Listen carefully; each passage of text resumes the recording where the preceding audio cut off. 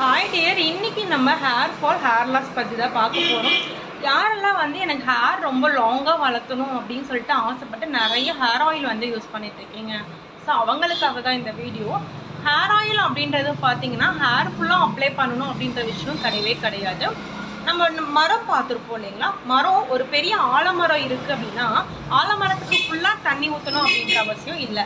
ஆலமரத்தோட வேருக்கு தண்ணி ஊற்றினாலே போதும், ஆட்டோமேட்டிக்காக மரம் வந்து க்ரோத் ஆக ட்ரை பண்ணும். ஸோ அதே பேஸில் தாங்க நம்முடைய முடியும். நீங்கள் என்ன பண்ணுறீங்க அப்படின்னு பார்த்தீங்கன்னா, ஆலமரம் ஃபுல்லாக தண்ணி ஊற்றுறீங்க.